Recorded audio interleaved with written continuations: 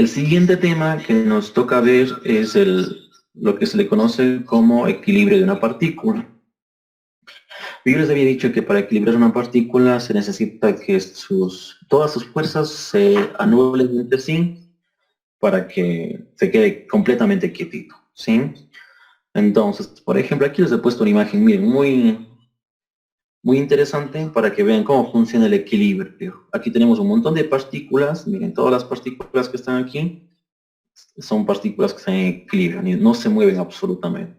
Entonces, por ejemplo, yo para conocer exactamente dónde debía haber colocado esta argollita en este punto de aquí, yo necesitaba conocer el centro de masa de todo este conjunto. De tal manera que yo decía, el centro de masa de todo esto es justo en ese puntito. Entonces ustedes colocan aquí una argolla y se termina equilibrando todo ese conjunto de ese sistema de partículas. ¿Sí? Entonces, por eso es muy importante conocer lo que es el centro de masa. Entonces ustedes pueden ver, por ejemplo, yéndome en cadena, comenzando desde arriba, digo aquí hay una especie de dos esferitas de diferente tamaño, entonces saco el centro de masa y digamos que me sale un poquito a la derecha. Desde ahí le coloco la otra esfera, después entre esto y esto saco el centro de masa, me sale justo aquí, desde aquí coloco la otra esfera, entre esta y esta saco el centro de masa y me cae justo en esta esfera, y nuevamente entre esto y todo esto, el centro de masa me cae justo aquí. Entonces aquí está yo puedo equilibrar a todo el conjunto, ¿sí? Entonces ustedes pueden ver una aplicación práctica de lo que se necesita el centro de masa, ¿sí? Bien, como equilibrio de una partícula, se lo conoce como, o sea, una partícula que esté completamente en reposo. Entonces, yo puedo decir que todas las partículas que están aquí están en reposo, porque no se mueven para ningún lado, ni para arriba ni para abajo, no rotan tampoco, no hacen absolutamente nada, sino están en quietud. Entonces, eso se le conoce como el equilibrio de una partícula, ¿ya? Entonces, todas las fuerzas que deben existir aquí, en algún punto deben hacerse igual, no en algún punto, en todos deben hacerse igual a cero para que ninguna fuerza le lleve jalando hacia ningún lado, ¿ya? Bueno, antes de conocer, bueno, de estudiar un poquito lo que es el equilibrio de una partícula, definamos lo que es una partícula, ¿ya? Entonces, aquí les he puesto, ¿qué es una partícula? Una partícula es un objeto pequeño, o sea, algo que tiene dimensiones pequeñas, al que se le pueden atribuir propiedades físicas como un volumen o una masa, ¿sí? El momento que yo digo tengo una partícula, esta esfera es una partícula, entonces esta esfera debe tener un volumen y debe tener una masa, sino cómo saco el peso, ¿no es cierto? Que es una fuerza necesaria para calcular el equilibrio. Entonces, por ejemplo, esta partícula que es la más pequeñita de todas, por ejemplo, que está aquí, es una partícula pequeña porque tiene pequeñas dimensiones, ustedes pueden ver, y yo le puedo atribuir una propiedad física de masa o de volumen, ¿sí? Entonces la condición necesaria, que una partícula tiene que tener dimensiones pequeñas y al que se le pueda atribuir una propiedad física como el volumen o la masa, ¿sí? Porque no sacamos de nada haciendo una partícula tan pequeñita que llega a desaparecer y no tiene masa, entonces ya no puede considerarse una partícula, ¿no? Bien, bueno, todo eso dentro del ámbito de la física clásica. Ya después vamos a ver que en la física moderna van a ver que en la mecánica cuántica partícula cambia un poquito la definición. Bien, les he puesto aquí, depende del sistema de referencia y del fenómeno físico a estudiar. O sea, no necesariamente a todo algo se le puede considerar como una partícula. Depende mucho del sistema de referencia y les voy a poner unos ejemplos para que me entiendan. Entonces, eso quiero que quede muy claro. Uno, que tiene dimensiones pequeñas y se le puede atribuir propiedades físicas como un volumen o una masa. Y dos, depende del sistema de referencia y del fenómeno físico a estudiar. ¿Ya? Aquí les he puesto una imagen de la partícula Dios, que fue un boom recién en el ámbito de la física por el descubrimiento de la partícula Dios, que se le conoce como el bosón de Higgs, ¿sí? Entonces, el bosón de Higgs es una partícula, entonces por eso ya le puse aquí como un ejemplo, ¿sí? Bien, les había dicho que depende del sistema de referencia. Por ejemplo, si nos vamos al mundo subatómico, yo puedo decir, un átomo es una partícula, un núcleo es una partícula, el protón es una partícula, el electrón es una partícula, el quark es una partícula, ¿sí? Yo puedo considerar a cada uno de ellos como partículas, pero ojo, me estoy yendo al mundo subatómico, es decir, yo un sistema de referencia puede ser, por ejemplo, aquí tengo un átomo ya. Entonces, trazo un sistema de referencia pequeñito, entonces aquí tengo mi partícula. Sí, entonces, todo depende mucho desde el sistema de referencia que le estemos mirando, ¿ya? Porque, por ejemplo, digamos, si nos vamos a partículas macroscópicas, si ustedes lanzan una piedra, si ustedes lanzan una piedra, por ejemplo, aquí de un lado hacia el otro, ustedes o lanzan una pelota, se le puede considerar la pelota como una partícula. Sí, pero ¿por qué? Porque el sistema de referencia ya es un poco más grande. Ahora, todo mi sistema de referencia es todo el sistema que está aquí, o todo el fenómeno físico que estoy estudiando aquí, y es un poco más grande. Entonces, por lo tanto, las dimensiones de la pelota se van a hacer mucho más grandes. Pero comparada con todo el fenómeno físico o con todo el sistema de referencia, digamos, en el eje de las X es, qué sé yo, 20 metros, en el eje de las Y es 30 metros, entonces tranquilamente la pelota puede considerarse una partícula, ¿sí? Por eso les he dicho que depende mucho del fenómeno físico y depende del sistema de referencia. Entonces aquí les he puesto un ejemplo, una piedra, un proyectil, una pelota, inclusive hasta un vehículo puede considerarse una partícula. Digamos que un dron, ya, desde un dron que está volando muy alto, quiero analizar el movimiento de los vehículos en las calles de Cuenca. Entonces, no me importa mucho conocer el tamaño del auto, solo quiero saber el movimiento del auto. Entonces digo, para mí cada auto es una partícula, ¿sí? Entonces, ¿por qué? Porque mi sistema de referencia ya es mucho más grande. El fenómeno físico ya es mucho más grande, entonces, por eso ha aumentado de tamaño mi partícula, ¿ya? Por ejemplo, en los típicos casos de física, tenemos un cañón que dispara un proyectil, a ese proyectil se le considera como una partícula, ¿sí? Porque ahora el sistema de referencia es mucho más grande, ¿sí? Y el fenómeno físico ya es un poco general.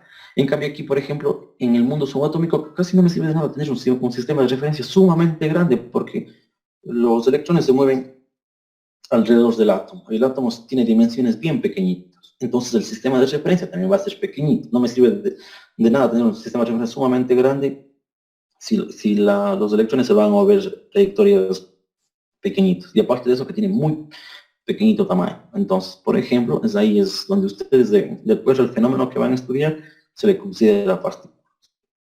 ¿Ya? Este en un mundo macroscópico. Y inclusive hasta en el sistema planetario se le puede considerar un planeta como una partícula. ¿Sí? Y por eso aquí les he puesto en fenómenos físicos muy grandes, a un planeta se lo puede considerar como partícula. Por ejemplo, digamos de que quiero conocer el desplazamiento de los planetas alrededor del Sol, ¿ya? No me importa mucho conocer la dimensión o el tamaño de Marte o el tamaño de la Tierra, porque solo quiero conocer el desplazamiento. Entonces digo, pues yo les puedo considerar a cada planeta como una partícula, ¿sí? Pero ojo, miren ahora mi sistema de referencia. Ahora mi sistema de referencia es inmenso, porque estoy hablando ya en un sistema solar. El sistema solar es algo sumamente grande. Entonces el sistema de referencia sí es sumamente grande. Entonces de tal manera que a un planeta se puede considerar una partícula, ¿sí? Por ejemplo, los seres humanos, digamos que alguien quiere estudiar el movimiento de las personas, o sea, por ejemplo, aquí en la Tierra. Entonces, tranquilamente, no sirve de nada conocer la forma de las personas, la apariencia de las personas, el tamaño, sino simplemente a cada persona como tal. Solo me interesa conocer su desplazamiento. Entonces, yo digo, todas las personas son como un conjunto de partículas, ¿sí? Bien, entonces a eso se le conoce como partículas. Depende mucho del sistema de referencia, como les había puesto aquí, y del fenómeno físico a estudiar. ¿Sí? Ojo, pero se le considera un objeto pequeño, pero comparado con el sistema de referencia. ¿Sí? Entonces aquí tengo un sistema de referencia un poco grande, entonces el electrón tranquilamente es un objeto pequeño, ¿no? O en el mundo planetario, el universo es sumamente grande que la Tierra se puede considerar pequeño con respecto a la Tierra, o el sistema de referencia es la Tierra y nosotros tranquilamente somos algo tan pequeñito comparado con la Tierra. Entonces, por eso se considera una partícula. Entonces, tiene que obedecer a estas definiciones, ¿no? Es un objeto pequeño, ojo, pero comparado con el sistema de referencia, al que se le puede atribuir propiedades físicas como el volumen o una masa, ¿sí? Depende mucho del sistema de referencia del fenómeno físico a estudiar. Entonces depende de qué es lo que vayamos a estudiar. Entonces, yo le puedo decir, sí, para mí es una partícula y eso, ¿sí? Es una pelota, tranquilamente es una partícula. Un ser humano, tranquilamente es una partícula. Un vehículo también es una partícula, ¿sí? Pero ojo, viendo el fenómeno físico y el sistema de referencia, ¿sí? Bien, ¿alguien tiene alguna pregunta de esto? ¿Está todo claro esta parte de aquí? Bien, para conocer las condiciones del equilibrio de una partícula, ojo, por ejemplo, aquí se conoce como equilibrio de una partícula, pero ya sabemos a qué le podemos llamar como equilibrio de una partícula, ¿no es cierto? Por ejemplo, una lámpara, eso no puede ser una partícula, porque hay muchos problemas de equilibrios de una partícula que se trabajan con lámparas, ¿qué más puede ser? Con cables, con objetos colgantes, entonces se le puede considerar a eso como partículas, ¿ya? Bueno, entonces para conocer las condiciones de equilibrio, vamos a estudiar un poquito lo que son las leyes de Newton, ¿sí? Porque el equilibrio de una partícula es una consecuencia de la ley de Newton. ¿Ya? Bien, entonces aquí tenemos al gran físico matemático Isaac Newton. Fue para muchos científicos, bueno, y para mí también es el mejor físico de la historia, ¿no? Sí, tuvo una capacidad analítica increíble, o sea, Isaac Newton fue un físico, fue un teólogo, fue un inventor, fue un alquimista, fue un matemático, o sea, era completo. Sí, entonces eh, perteneció a la Real Academia de las Ciencias, entonces o sea, fue una persona muy importante en ese tiempo. Entonces, él fue el que estableció las bases de la mecánica clásica, ¿sí? O de la física clásica que se conoce. Entonces, todo el conocimiento de la física clásica que se conoce o que se estudia en el colegio y en la universidad hasta llegar a la física moderna se debe a este físico que está aquí, a Isaac Newton, ¿sí? Él trabajó también en ámbitos de la óptica, en el cálculo diferencial. Isaac Newton estableció la base matemática avanzada que se le conoce como el cálculo diferencial, que ustedes van a ver un poco más adelante. Sí, entonces, por todo eso, muchas personas le consideran como una persona muy importante tanto para la física como para la matemática. ¿Ya? Bueno, entonces él estableció las bases de la mecánica clásica mediante las leyes que llevan su nombre, ¿sí? Cuando hablan leyes de Newton, se refieren a las leyes de la mecánica clásica, ¿ya?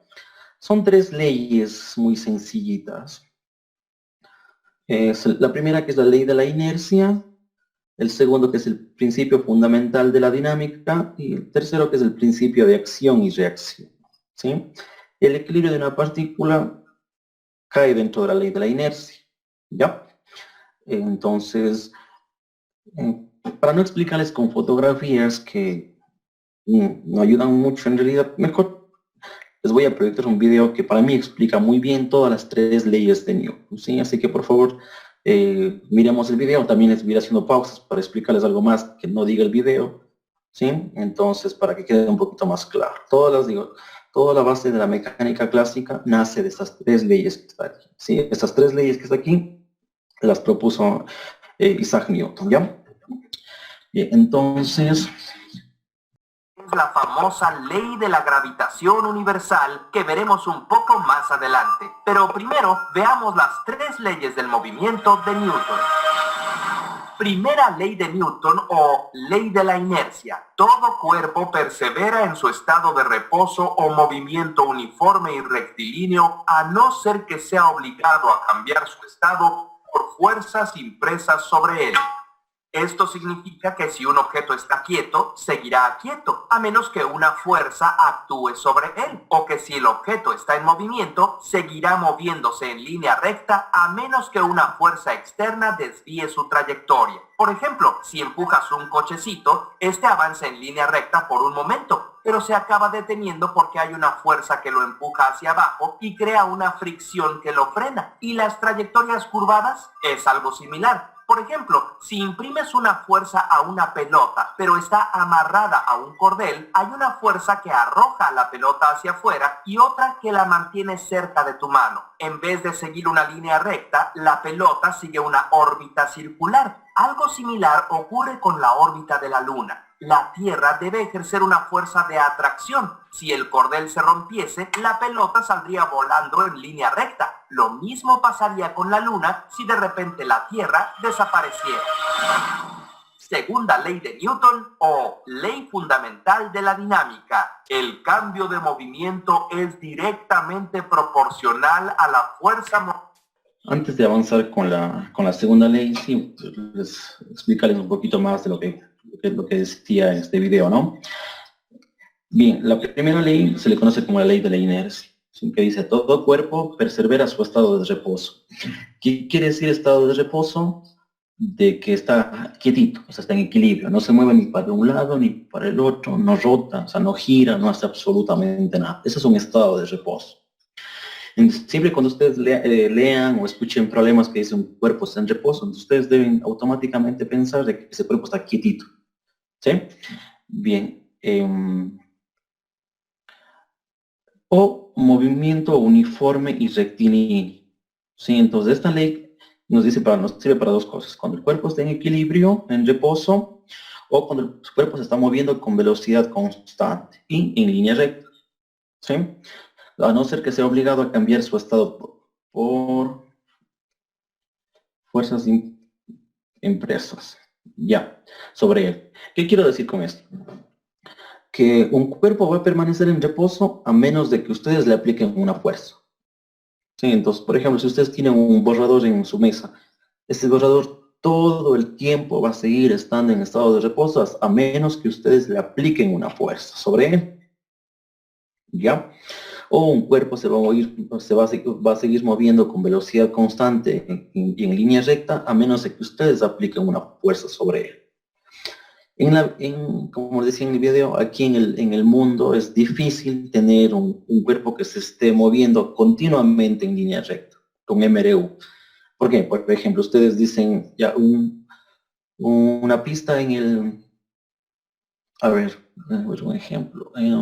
Ya, de ustedes lanzan una piedra verticalmente hacia arriba. Si lanzamos la piedra verticalmente hacia arriba, la fricción del aire le va deteniendo, la gravedad también le detiene. Entonces, no se mueve con velocidad constante en línea recta todo el tiempo, ¿sí? Entonces, es un poco difícil. Entonces, o si decimos un vehículo que se mueva, pero el vehículo muy pocas veces o durante un poquito intervalo de tiempo se mueve en línea recta.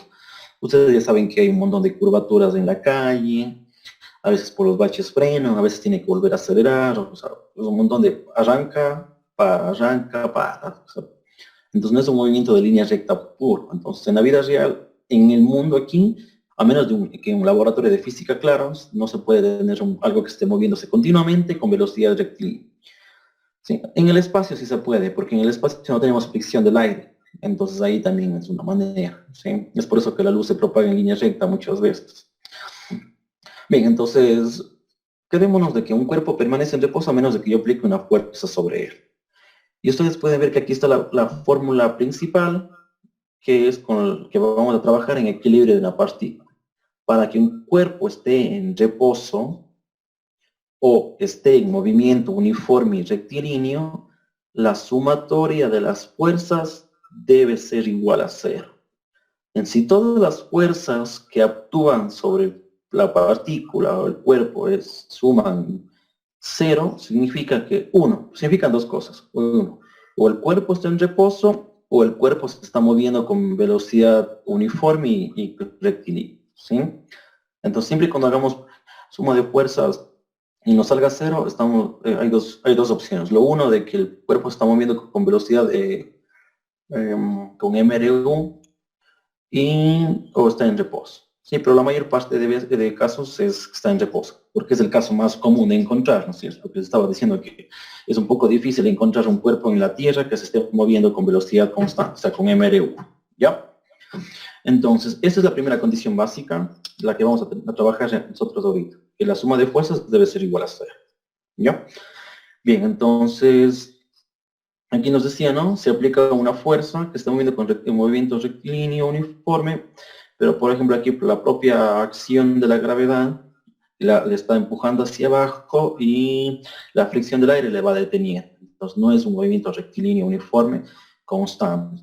Entonces ahí no entra la ley de la inercia. Bien, entonces aquí hay otro ejemplo de la ley de la inercia, pero cuando veamos movimiento circular les voy a explicar un poquito más de esto, ¿ya? Bien, entonces ustedes pueden ver que las leyes de Newton explican muchas cosas de movimientos circulares, inclusive movimientos de satélites, como el caso de la Luna. Bien, la segunda ley de Newton, que es la ley fundamental de la dinámica, que nos dice que la sumatoria de fuerzas es igual a masa por aceleración. ¿Qué significa esto? Que si la sumatoria de fuerzas no es igual a 0, significa que el cuerpo no está en reposo. Entonces, ¿qué va a hacer? Se va a estar moviendo. ¿Y a cómo se va a mover o cuál es la ecuación que define su movimiento? Es esta que está aquí. En el momento que tengamos una fuerza y no es igual a 0, sino es igual a algo, significa que es igual a masa por aceleración. Tiene una cierta aceleración. Todos los cuerpos se terminan acelerando cuando ustedes aplican una fuerza. Esta ecuación que está aquí no la vamos a ver en este ciclo, corresponde al siguiente ciclo, ¿ya? Entonces esto de aquí, solo les digo, pero no la vamos a utilizar en este ciclo. Bien. Ya, esta que es la que sí quiero que vean también porque es una de las razones por la que existe la fuerza normal. Recuerden que cuando les estaba explicando que existe una fuerza normal, entonces también sale de las leyes de Newton y sale de esta de aquí. Ya, así que atentamos un ratito a esta y ya mismo terminamos. Fuerza es igual a masa por aceleración.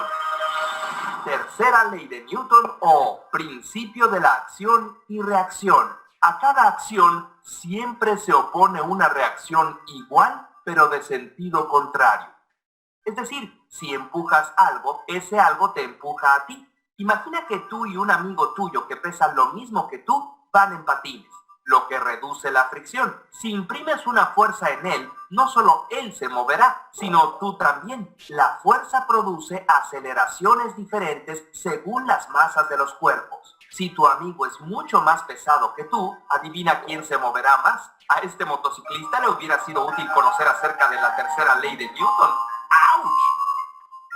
Es claro que las leyes aplican a los objetos que se tocan, calan y empujan entre ellos. ¿Cómo se aplican a manzanas y planetas que están separados? Bueno, pues Newton decidió que la gravedad era también una fuerza, solo que ésta actuaba a distancia y su comportamiento se puede describir con la ley de la gravitación universal.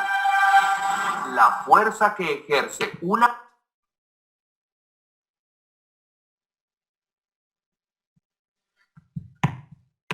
Bien, como les decía, la ley de la gravitación universal es un tema de la siguiente física, entonces no la vamos a ver ahora, ¿ya?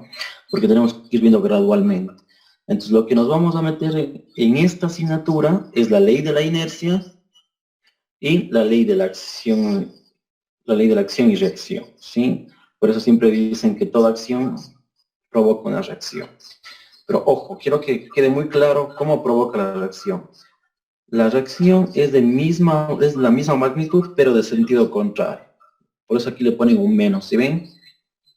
Le ponen un menos, entonces, pero de sentido contrario. Entonces, por eso si cuando ustedes empujaban una caja, la caja les devuelve la misma fuerza, pero en sentido contrario. ¿Sí?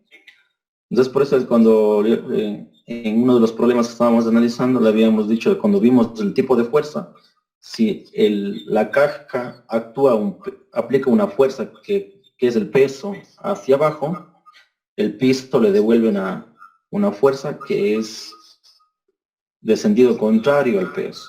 Y esa fuerza se le conoce normal.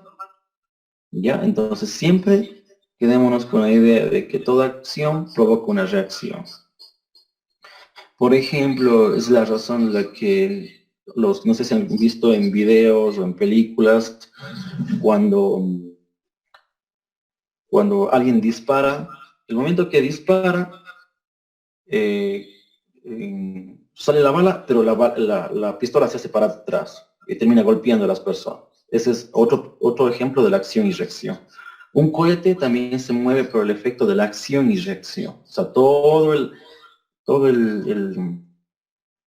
el vapor o la especie de combustión que empuje el aire hacia atrás hace que el cohete se vaya hacia adelante.